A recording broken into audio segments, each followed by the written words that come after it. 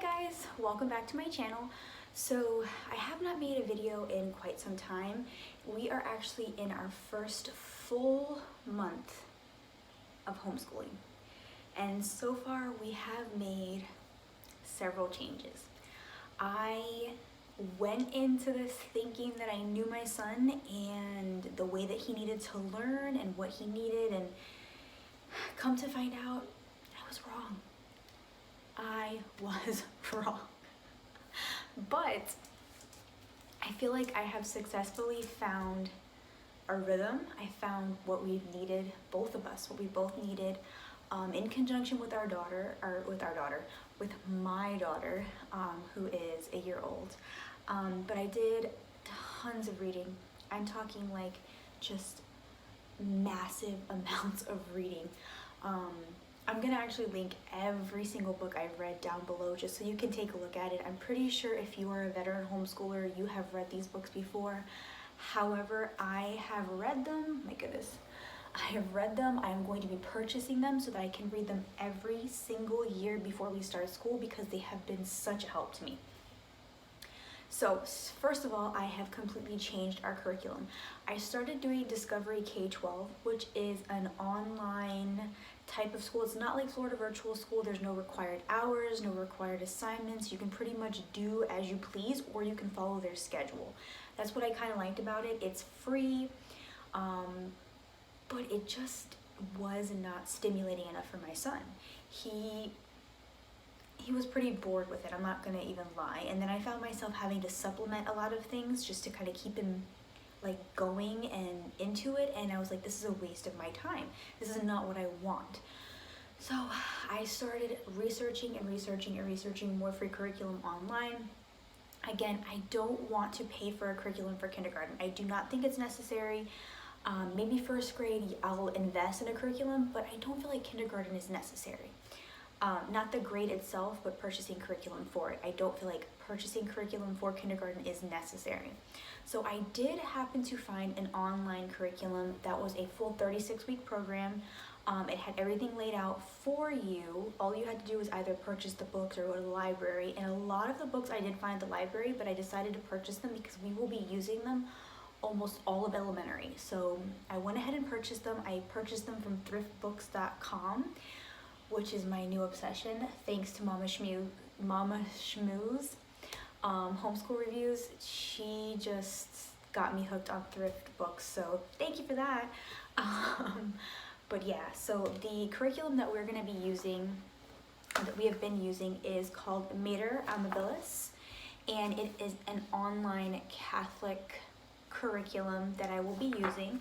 So we have different subjects here, the weeks laid out for us, and then what books I'm going to be needing for each week is all completely laid out. This is a literature-based program, which I did not think my son would really dig into, but he loves it. He loves books, he loves to be read to, and it works. It works for us.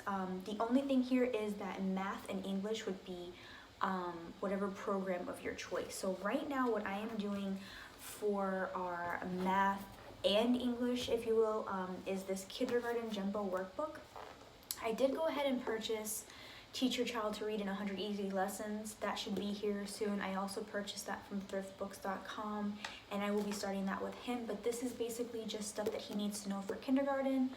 And then in the back of the book there is also Are You Ready for First Grade, or Get Ready for Grade 1. And that's just kind of like a practice to kind of see where he's at, if he's ready for the first grade. So we have been using this in conjunction with the Smart STEM kindergarten book from Evan Moore. This really fits our homeschool very well because it is more Charlotte Mason based homeschooling. So this particular curriculum is a Charlotte Mason based Catholic curriculum, which is incredible. It literally is our family. So I love that. And then this right here is just perfect for any type of science aspect, which CJ loves science. So this really keeps him learning about science as well. And we have just been flip-flopping back and forth and going off of the curriculum. So a lot of the books that I need for this particular curriculum, I'm just going to go ahead and list them off. So for religious education, they did require, we do have a Bible, a children's Bible that kind of is just like stories with really detailed pictures, but I wanted something a little older for him. So I did go ahead and get the New Catholic Children's Bible, and this is basically just, again, illustrated stories of the Bible to kind of keep them more interested, and then it's kind of like easier for them to understand, really. So I went ahead and picked up this one, and that is for religious education. And then it also required a Book of Saints. So we have my first Book of Saints. They didn't have this used. I had to purchase this new, but I was able to get it from thriftbooks.com, and it's really, really pretty. So that goes with our religious education. And then we have mathematics, which again, we are using that Scholastic book that I actually got as a gift. It was a gift from my grandmother when she found out that I was homeschooling. I think she got it from Target or Michael's, and it was like $10, but it has been a huge help. And then the English, again, is going to be the same Scholastic book, and then we're going to actually start using the Teach Your Child to Read in 100 Easy Lessons. And then for literature, it does change up every, I think it's like 12 weeks it changes up. So the first 12 weeks, we're actually using The Complete Tales of Beatrix Potter, and this is actually, again, used from thriftbooks.com. They actually have, you can pick the condition you want the books in, and honestly, because my kids are so rough and stuff, I usually just get like acceptable condition, and this was acceptable condition. So this was like $3.99, and this is, I'm almost positive it's like it's vintage, but it's all of the stories from Beatrix Potter. So we have The Tale of Tom Kitten, Miss Moppet, we have Jemima Puddle Duck, we have, of course, The Tale of Ginger and Pickles, we have Peter Rabbit. We have all of these stories here, and we're actually going to be diving into them. We've already started, but we're going to be finishing this entire book. And then I think the following 12 weeks, it requires, let's see, Charlotte's Web, which I also already own. And then we will be doing, which I went ahead and got because I couldn't resist, Winnie the Pooh. And again, this is vintage as well. So we will be reading through that for the last of the school year, which I cannot wait for. All right, so then after our literature, we have poetry, which we'll be doing twice a week. And this is like a loop schedule. So I think that type of schedule really, really benefits us because it keeps us from getting bored. In reality, it keeps us from getting bored. So we're going to do poetry twice a week. And for poetry, this one required my first Oxford Book of Poems. And this is a really, really pretty book. Again, this was like $3.99. And it just has tons of poetry, and it's very, very beautifully illustrated. So that's what we're going to be doing for poetry. And then for history, which I didn't even think of doing history with him for kindergarten, but he's actually really interested in history. So I do have another book that we've been reading just about different people or influential people throughout history who've made a difference in the United States. But this is a full-on like history. So it starts all the way at the beginning. That's why it's called Turn of the Century. And so we will actually be doing history twice a week as well. This will be part of our loop schedule. And this is what it looks like. It is beautiful. And again, this was used $3.99. Along with history, we'll be doing geography. Now, a lot of the geography books that we're going to be using are books that I can get from the library. So for instance, Children Just Like Me, that's a DK book. I can get that at the library. I don't need to purchase that.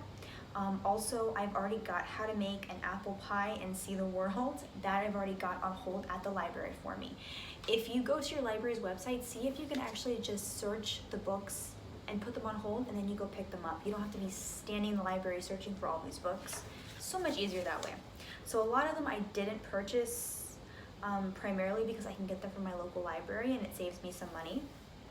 And I also just don't have any more space or any more excuses to give my husband as to why I'm purchasing so many books. The next one I got was for our nature study, and this is called One Small Square Backyard. This book is so adorable, and it literally gives you kind of like, not science experiments, but just kind of like experiments to do in your backyard that are really fun for kids, and it also encourages them to start a nature journal, which we've done. But it's really, really pretty, very nice, very illustrated, and it just kind of gives you information about the bugs, the animals that live in the backyard, what you're going to be expecting to see. So this was really good. This was not used. This is brand new. I think it was like $11, but typically it's like $13. So even then, and I got free shipping, so even then that's a steal. And then we also have a picture study, which is art study, and we're going to be doing the I Spy and alphabet in art. And basically it's super simple, and I think it's perfect for kindergarten. It just talks about the letter A, and then it gives you a piece of artwork that has an apple in it. So A, apple.